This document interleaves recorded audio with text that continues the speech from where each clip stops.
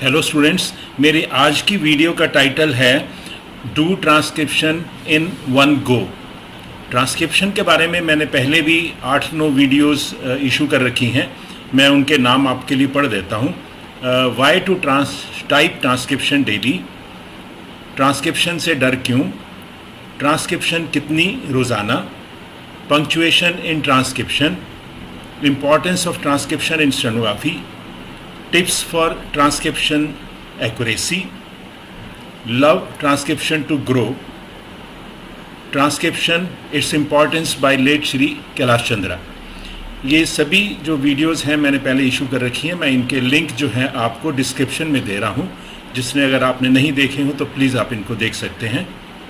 जैसा कि हम सब जानते हैं, ट्रांसक्रिप्शन हमारे लिए एक टूल है जिससे हम मेजर कर सकते हैं कि हमारा प्रेजेंट स्टेटस क्या है स्किल में, और इस टूल से हम ये भी देख सकते हैं कि हमारी शॉर्टकमिंग्स क्या हैं, उनको आइडेंटिफाई कर सकते हैं और उनको इम्प्रूव करने का हम मेथड फॉलो कर सकते हैं।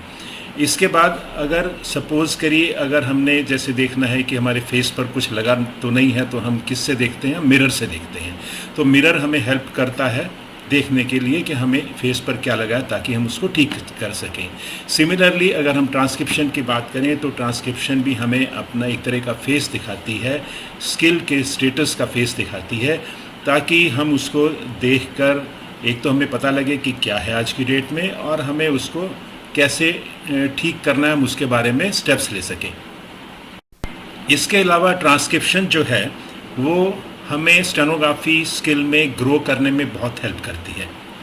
अब हम आते हैं कि हम जब वन गो की बात करते हैं कि वन गो में कैसे करनी है, तो उसका मतलब ये है कि जो पूरी ट्रांसक्रिप्शन है वो एक ही अटैम्प्ट में होनी चाहिए, ब्रेक्स में नहीं होनी चाहिए। उसमें हम सबसे पहले लेते हैं कि हमें जब भी लिखना है डिक्टेशन को, पूरी डिक्टेशन को लिखना है पहली बात। उसके बाद उसकी रीडिंग करनी है। जितने भी टाइम हमने लिखा है, 10 मिनट की डिक्टेशन है तो 10 मिनट हम रीडिंग में ले सकते हैं। रीडिंग करने के बाद उसको हमने कंप्यूटर पे प्रेफरेबली, और ट्रांसक्राइब करने के बाद हमने उसको रिव्यू भी करना है, क्योंकि हमें एग्ज़ाम में जितना टाइम बच जाएगा हम वो रिव्यू में लगाएंगे। तो हम रिव्यू करने की भी एक हैबिट डालें, ताकि उसमें जो हमारी ग्रामेटिकल मिस्टेक्स हैं या हमारी कभी टाइपिंग मिस्टेक्स हो जाती हैं, तो एक क्विक रिव्यू करने से वो चीज़ें जो सारी हम हैंडल कर लेते हैं। ट्रांसक्रिप्शन को वन गो में करने के लिए हमें एक चीज़ और इंश्योर करनी है कि हम उसको स्टार्ट तभी करें जब हमारे पास मिनिमम 1 घंटा होना चाहिए, 1 या सवा घंटा हो, ताकि वो जो पूरी प्रोसेस है उसको हम वन गो में कर सकें। अगर मैं 1 घंटे की बात करूं तो 10 मिनट की अगर डिक्टेशन है तो 10 मिनट वो हो गए, 10 मिनट उसकी रीडिंग हो गई, उसके बाद उसकी टाइपिंग हो गई, और उसके बाद उसका रिव्यू करने का टाइम हो गया।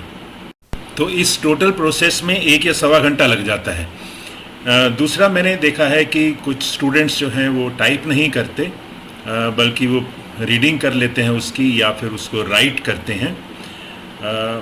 वो किया जा सकता है in very I would say कि जहाँ पॉसिबल नहीं हो अगर टाइप करना, वो किया जा सकता है। लेकिन जो एक्चुअल बेनिफिट जो मिलता है वो हमें मिलता है जब हम उसको टाइप करते हैं, क्योंकि उसमें हमारी टाइपिंग की भी क्या स्पीड है उसकी भी टेस्टिंग हो जाती है। अगर टाइपिंग एरर हम करते हैं जो कि हम अपने आप को टेस्ट नहीं कर पाएंगे, अगर हम राइट करेंगे तो राइट में हमारे टाइपिंग मिस्टेक हमें पता नहीं लगेगा। तो ये बहुत ज़रूरी है कि उसको टाइप किया जाना चाहिए, और ये उससे और भी ज़्यादा अच्छा रहेगा अगर उसका हम प्रिंट ले सकें और प्रिंट को हम चेक कर सकें कि उसमें क्या मिस्टेक्स हैं। मींस वो एक्चुअल मेथड होगा जो स्किल में फॉलो किया जाता है। अगर हम रियली में एक ट्रांसक्रिप्शन करना चाहते हैं और ढंग से करेंगे, तो जितना हम ढंग से करेंगे उतना हमें उसका बेनिफिट भी मिलेगा। ऐसा भी देखा गया है कि कोई स्टूडेंट हैं कुछ जो कि उसको ट्रांसक्रिप्शन को पीस मील में करते हैं, पीसीस में करते हैं, जब कन्वीनियंस हुई तब उसको कर लिया। तो that is totally and I would say incorrect way of doing, और उससे नेचुरली मिस्टेक्स भी ज़्यादा हो जाती हैं। और if we take the dictation and transcribe it after a gap, तो सैंक्टिटी जो है उसकी पूरी वो चली जाती है। और आप देखते होंगे कि अगर हम उसकी रीडिंग नहीं करेंगे और सिर्फ ट्रांसक्राइब करने बैठ जाएंगे तो हमारी मिस्टेक्स ज़्यादा होंगी, हमें बार बार आगे पीछे जाना पड़ेगा, हम मीनिंग नहीं उसका लगा पाएंगे प्रॉपरली, और बल्कि हमारी ट्रांसक्रिप्शन जो है स्मूथ नहीं होगी। और डेफिनेटली जब स्मूथ नहीं होगी तो हम उसमें डिस्करेज हो जाएंगे। और उसके बाद ये है कि एग्जैक्ट स्टेटस अगर हमें लेना है कि हमारा क्या स्टेटस है, तो नेचुरली हमें एक प्रॉपर मेथड के हिसाब से चीज़ करनी चाहिए। नहीं तो हम क्या होगा, हम डिस्करेज हो जाएंगे उसमें, और हम डिस्करेज हो जाएंगे और राइट वे फॉलो नहीं करेंगे तो हमें प्रोग्रेस भी हमारी उस हिसाब से रुक जाएगी। सपोज़ हमें कोई डिक्टेशन दी जाती है, ऐसा हो सकता है कि आपको किसी क्लास में आप जाते हैं ऑफलाइन और आपको एंड में डिक्टेशन दी जाती है ट्रांसक्रिप्शन के लिए। हाँ, आप उस केस में ऐसा कर सकते हैं कि आप उसकी रीडिंग तो ज़रूर कर लीजिएगा। अगर आपने ट्रांसक्राइब उसको आधे घंटे बाद या 1 घंटे बाद करना है, जितना टाइम गैप कम होगा उतना आपके लिए अच्छा है। सपोज़ एक टाइम गैप है आपका ट्रैवल का और आपको क्लास के एंड में डिक्टेशन मिली ट्रांसक्राइब करने के लिए, तो आप उसकी रीडिंग मिनिमम कर लीजिए ताकि आप उसको जो भी आउटलाइंस हैं उनको आप रिपेयर कर सकें और आपकी ट्रांसक्रिप्शन जो है वो स्मूथ हो।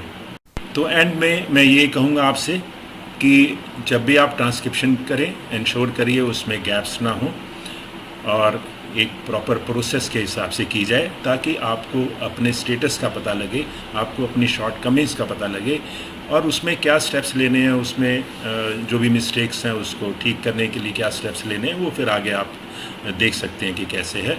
आपको बेटर रिजल्ट तब मिलेंगे जब आप उसको वन गो में करेंगे। That's what I wanted to convey in this video. और अगर आपको पसंद आई हो वीडियो तो प्लीज़ कमेंट भी करिएगा और इसको शेयर भी करिएगा। That's all, thank you.